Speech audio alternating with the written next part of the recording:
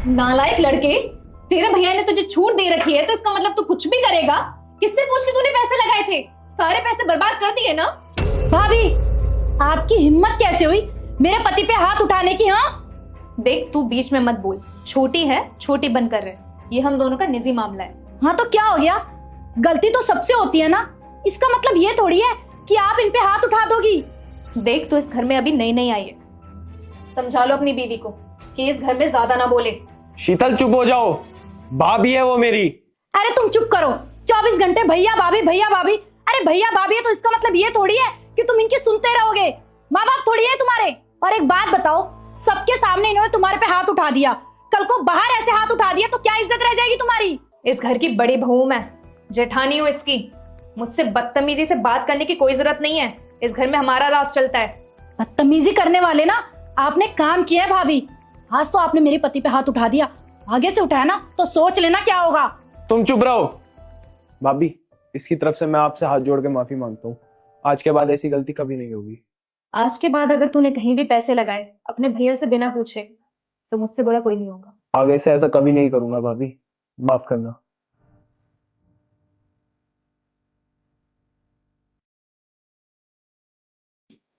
अभी इस घर में नई नई आई है और जबान देखो कैंची की तरह चलती है इसकी। सुमन, रूम में चलो, मुझे तुमसे कुछ बात करनी है।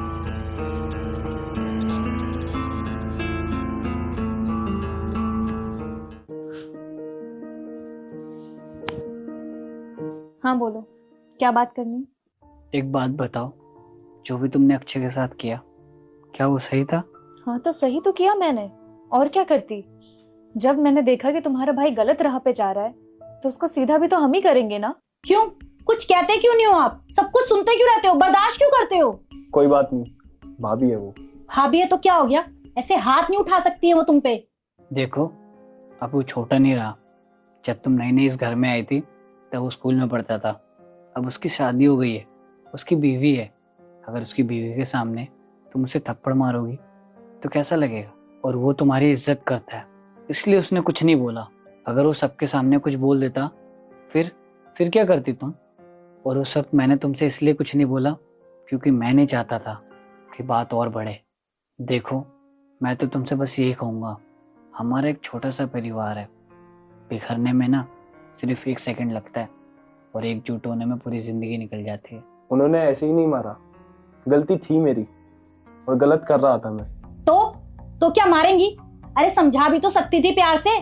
और एक बात और, इस घर में जितना पैसों पे हक उनका है ना उतना तुम्हारा भी है। पता नहीं क्या समझती है अपने आप को। वो तुम्हारी माँ बनने की कोशिश कर रही है और कुछ नहीं। लेकिन रुस्तम, वो हमारे लिए तो अभी भी छोटा ही है ना। अरे मानता हूँ छोटा है, लेकिन एक सही तरीका होता है। उसे तुम प्यार से समझाती, समझ जाता। क्या पता ऐसे थप्पड़ मारना जरूरी नहीं था। और एक बात बताओ, तुमने शीतल के सामने अक्षय को थप्पड़ मार दिया, उसे कितना बुरा लगा होगा। अगर मेरा कोई बड़ा भाई होता और तुम्हारे सामने वो मुझे थप्पड़ मार देता तो कैसा लगता तुम्हें?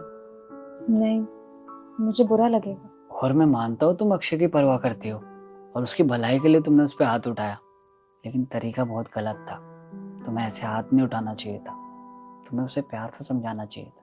और देखो ना, शीतल के सामने अक्षय ने थोड़ा सा भी जवाब नहीं दिया। पता है क्यों?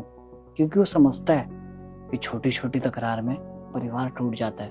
क्योंकि उसे पता है कि हम दोनों के माँ बाप नहीं है और परिवार होना कितना ज़रूरी होता है। और देख लो आस पड़ोस में कितने भाई साथ में रहते हैं?